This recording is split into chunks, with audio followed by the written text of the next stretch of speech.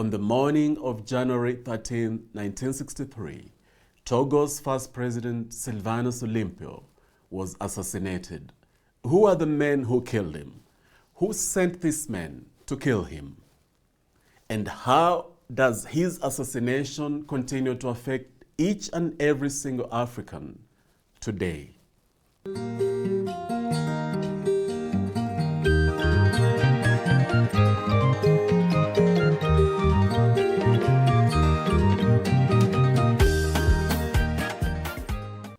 Welcome to African Awakening, the Pan-African show that is awakening, uniting, and transforming Africa. You remember in the very first episode of this show, I told you about the 22 African presidents who have been assassinated since the 1960s. And we said that we were going to look into why they were killed and how that continues to affect us in today's Africa. We are going to focus today on Sylvanus Olympio, Togo's first president. Our geopolitical and historical safari today starts in Lome, Togo. It starts on the night of January 12, 1963. It starts in the bedroom of President Sylvanus Olympio. He is right there with his wife, and they're getting ready to go to sleep. It's almost 11 p.m. What he doesn't know is that during this period, between 11 p.m. and 8 a.m. the following day, those hours are going to be completely consequential, not just for his family, not just for his country, Togo, but for the entire Africa. We are going to look at what happened during those hours. During those 8 hours after 11 p.m., we are going to dissect exactly what happened and what it continues to mean for you and myself and all the nearly 1.5 billion Africans in the motherland today. During these 8 hours, a diabolical scheme plays out. Orders are given. Phone calls are made. Orders are given. The president can no longer continue to be alive. He is threatening something extremely deep and sinister, something that cuts across the entire Francophone Africa, and I dare say the entire Africa. The president is proving to be an obstacle, a barrier to an agenda that he believes is not good for Africa. That agenda continues playing out in today's Africa, but President Sylvanus Olympio, over the last few months, has been fighting this agenda. And those who are pushing this agenda decide that he can no longer continue staying alive. And today, every African must be able to understand that agenda. Because if we don't, it will continue playing out.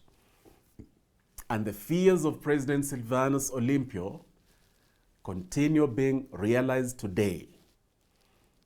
And so in this episode, we must get to the heart of this agenda. We must understand those sinister forces that took out this amazing African president.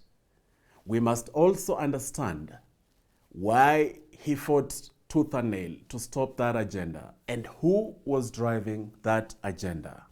Now, our safari is going to take a bird's eye view of Lome. We are going to move away from the president's bedroom and we are going to go to the broader and wider Lome. Lome is one of the few cities, capital cities in this world that sits right at the border. Lome is a beautiful, humid, small African city, and it is a city that I urge everybody to visit because it sits right there in the Gulf of Guinea. Although humid, it is so beautiful. And this is the city that President Sylvanus Olympio called home, the very heart of Togo, The seat of the government was located, still is located, right there in Lome, Togo. Lome, Togo, and the entire country exemplifies the utter myopia, the utter greed of the colonialists. Because at one point, Togo was a German protectorate.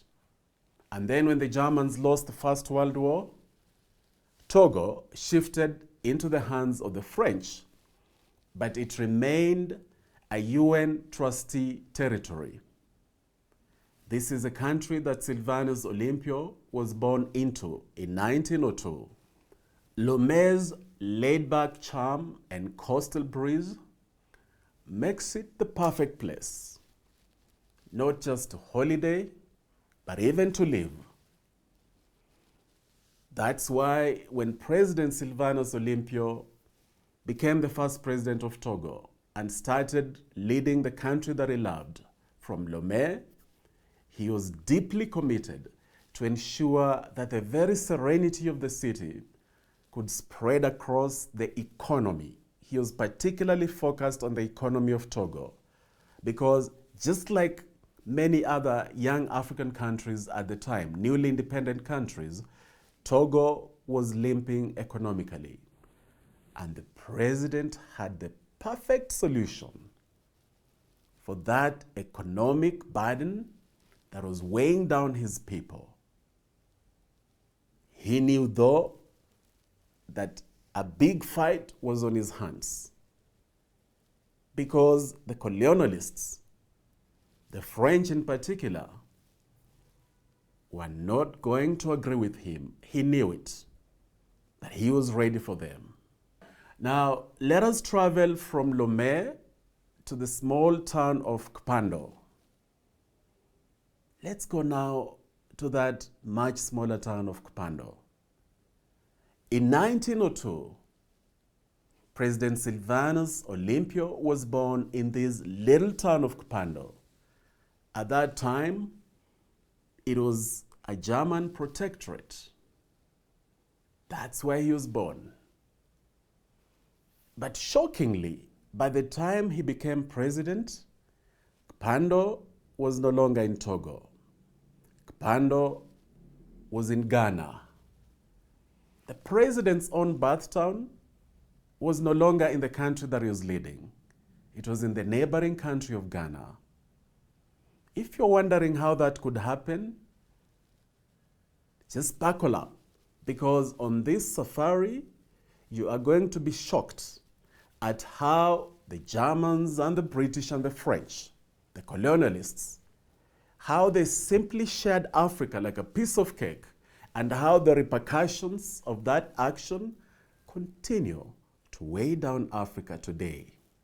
But President Sylvanus Olympio had an agenda, a counter agenda, on how he was going to address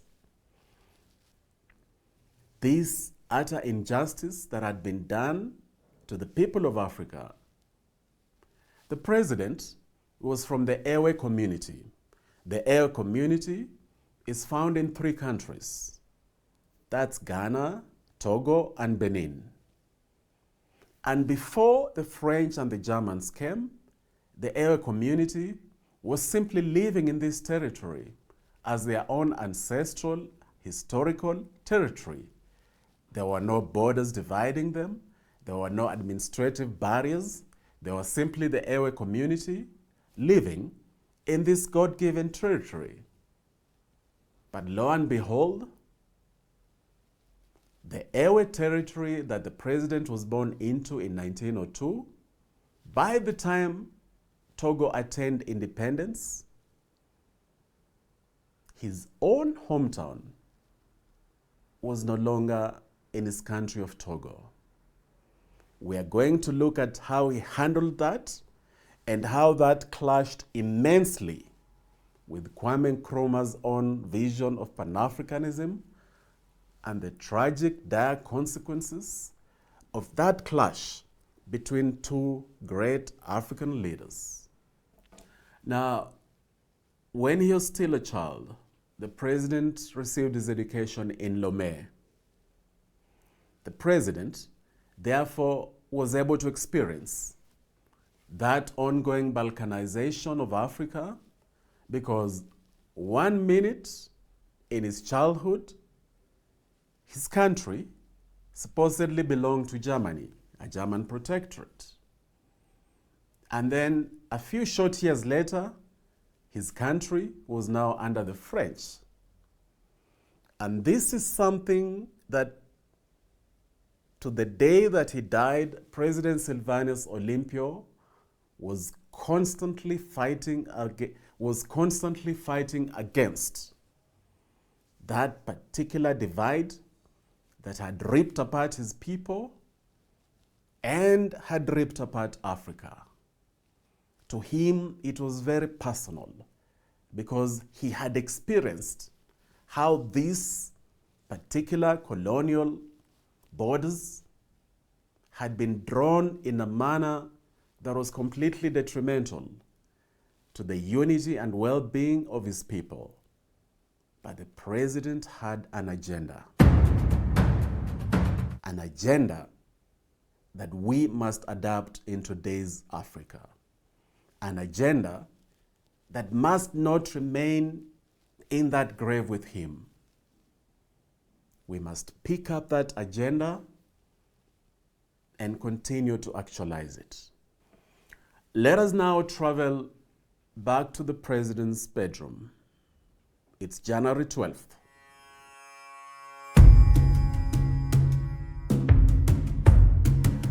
It's 10 p.m. He is there with his beloved wife, Dolores. Like him, she is from the airway community. Like him, she also has Brazilian ancestry. Now, if you're wondering what I mean by that, you see, at that time, there were a lot of West Africans who had come back from slavery in Brazil. They came back to the land of their ancestors and resettled there. President Sylvanus Olympio's own grandfather was among them. He came back from Brazil and settled again in that part of West Africa. The same was also true of his wife, the First Lady. These two were simply enjoying an intimate, quiet time at 10 p.m. on January 12th. They had 4 children. The oldest of these children, Gilchrist, a son, was already 27 years old.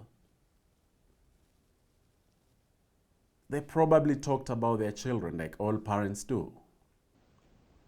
And the president had a deep hope, a deep desire for his country, Togo, to lead by example, to show Africa and the world that although it was just a tiny country, it could punch above its weight, and he had an agenda. At that hour, 10 p.m., January 12th, right there in bed with his wife, the president was hopeful. Something big was about to happen in 2 days' time. And the president was so hopeful that that thing that was about to happen on January 15th was going to change the trajectory of Togo, the trajectory of West Africa, and the trajectory of Africa, economically speaking. Because the president was convinced that even though Togo attained independence, politically speaking, Togo remained chained to the French, economically speaking. And this thing that was about to happen in 2 days' time was going to free Togo, was going to ensure that Togo could be economically independent, and the president was sure that there was going to be a domino effect, that this was going to affect the rest of Africa, the rest of West Africa, starting with the formerly French colonies that were still using the CFA, that currency that was rooted in Paris. The president had an agenda. And at that hour, 10 p.m., as he prepared to sleep, there was a big smile on his face and in his heart. Let us travel now from the president's bedroom. Let us now travel to northern Nigeria.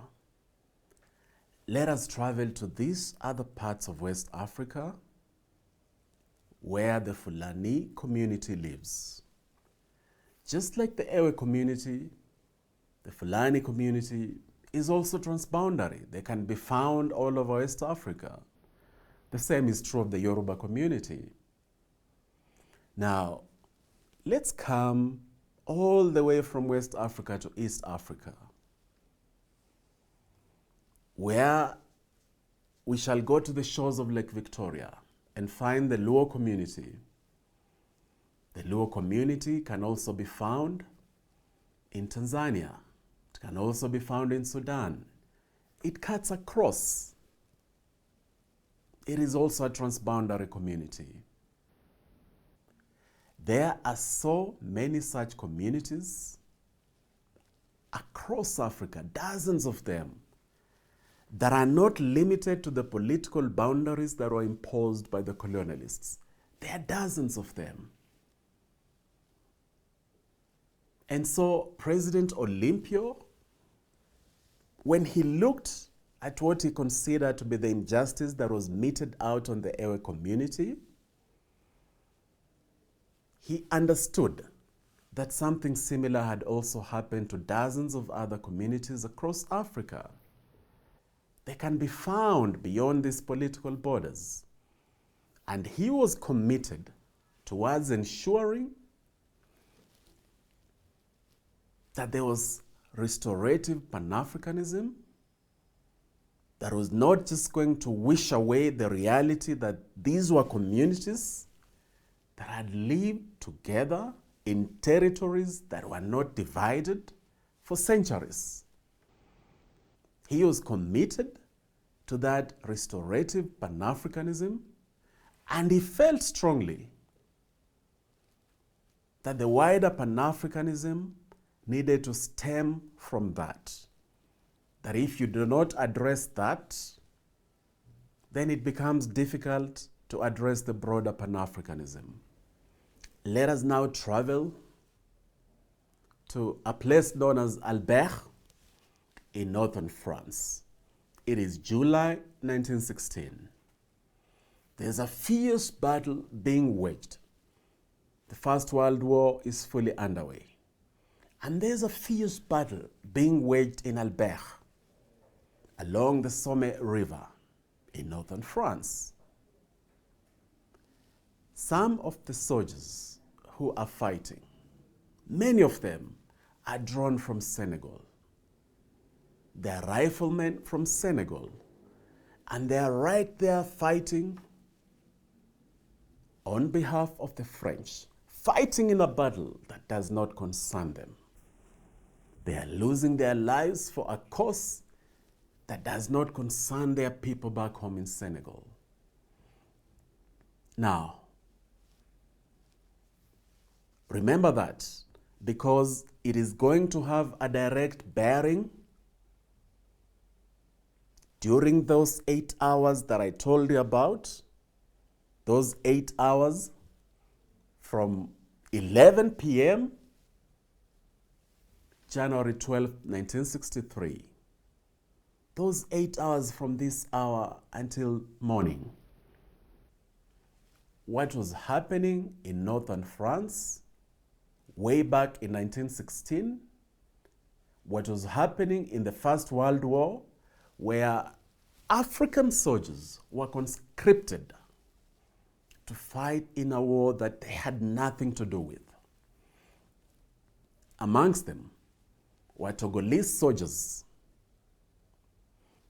They were fighting in this First World War on behalf of France, as were many other Africans. Now, if you think that's ancient history, please understand that to date, many Africans continue to fight in wars that have nothing to do with them. Many Africans have been conscripted into political wars, into economic wars. They are losing their lives fighting in wars that have nothing to do with them. So once we understand the role this played, the role that the Togolese soldiers who fought for France in the First World War, once we understand the role they then played in Togo in advancing the agenda of the French, we will begin to see that it is never in the best interest of Africans to engage in wars that are not African wars, whatever the nature of those wars. Now, understand that an estimated 2 million Africans fought in the First World War. The African countries that you know today were not even in existence because they had not attained independence. Yet Africans had already been conscripted by the French, by the British to fight in that First World War. About 400,000 of them, 400,000, that's nearly 500,000, were actually soldiers. The others were also in the war, but playing the role of porters, cooks. And many of them died. As I said in a previous episode, my own great uncle died and was buried somewhere in Europe. To date, we have no idea where that was. And that is a story that is repeated across Africa. The time now is 11 p.m. We are going to travel again from France, where these soldiers are fighting on behalf of France in that First World War. We're going to travel from there back to Lome, Togo. Specifically, we are going to enter the presidential house again. We're going to go into the president's bedroom. Remember, just 1 hour earlier, the president was in a jovial mood, in a peaceful mood, because of that thing that was going to happen 2 days later on January 15th. And this breakthrough is going to land a knockout blow on France, economically speaking. But just before the president and the first lady could drift to a blissful sleep, they heard gunshots. They had gunshots, and these gunshots were very close. It became clear to President Olympio that he was under attack. He instinctively knew why this attack was happening. He realized that he would have to flee because it's him they were after, not his family. So the president was just wearing Bermuda shorts. Remember, he was in bed, about to sleep. He had no time to even change clothes. The president and the first lady heard as the door was being banged. Luckily for him, at that point, he knew that it was a sturdy door, that it was going to take them a few minutes to break it down. So the president jumped out of the window at the back. Now, at that time, this house that President Olympio was living in was right next to the US Embassy. He knew that he just had to make it into the US Embassy because that was US territory. As you know, diplomatically speaking, all embassies belong to the territory of that particular country. So the president, wearing those Bermuda shorts, jumped over the wall into the US compound and he felt some slight relief because now he was in US territory. He, however, understood that he was not guaranteed of security because at that time, the US embassy in Lome, Togo, was guarded by a single night watchman. So the president looked around the compound. He realized that if he remained in the open, he was just going to be a sitting duck, and they would still get him. At least they could shoot him, even if they didn't jump into the US territory. Luckily, the president saw a Buick vehicle parked right there on the gravel. Again, luckily for him, he was able to get into the car. Now, he was hoping that because those people who were breaking into his house had no idea where he had fled to, even if they suspected that he had fled to the US compound, he was hoping that they wouldn't realize he was hiding in that car. And so at that time, 11:30 p.m., January 12th, 1963, the president of Togo, the first president of Togo, in his early 60s, Sylvanus Olympio, he hid in that Buick, praying that everything would turn out just right.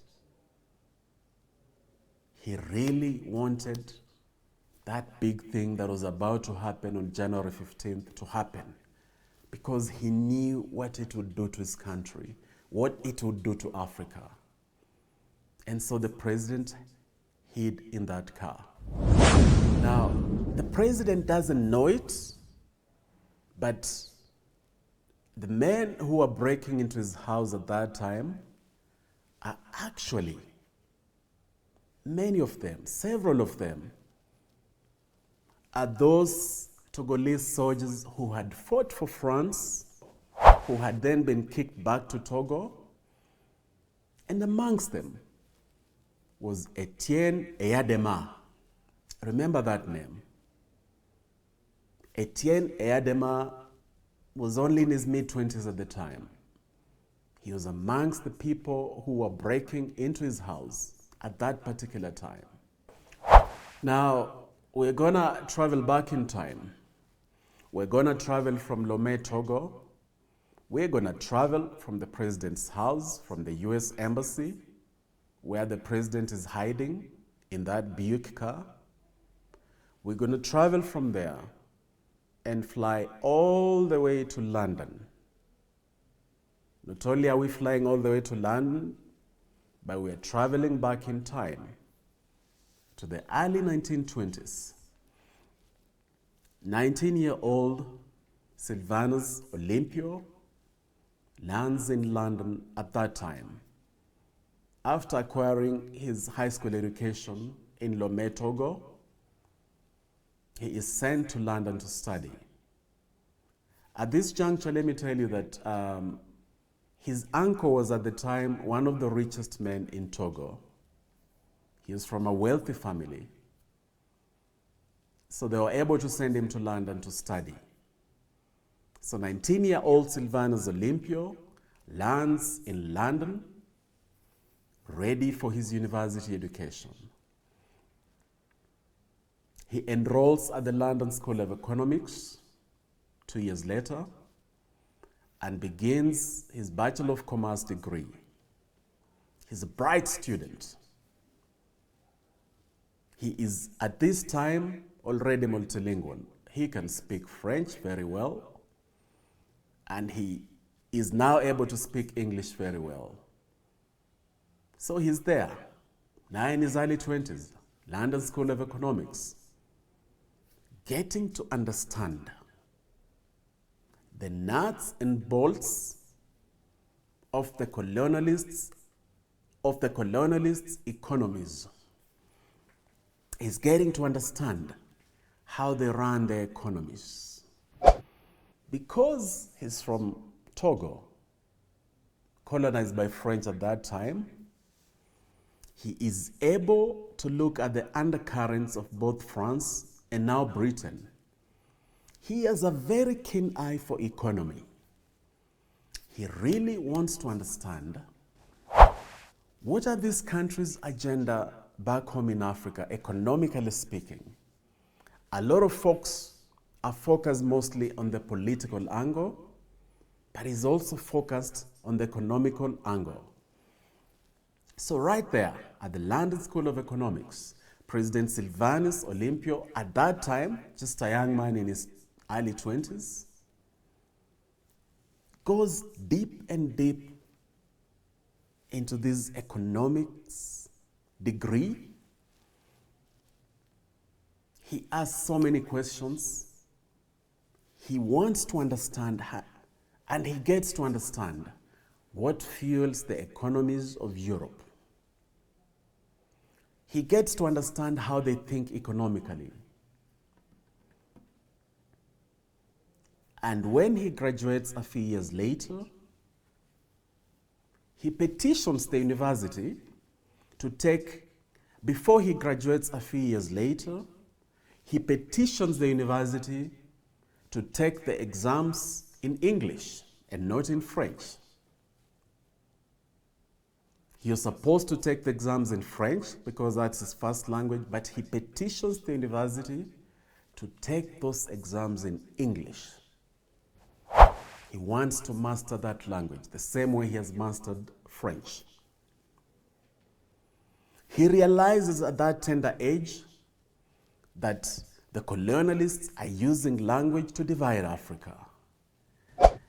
That the colonialists are wielding this linguistic weapon for their own good and to Africa's detriment. But he says that not me, nope.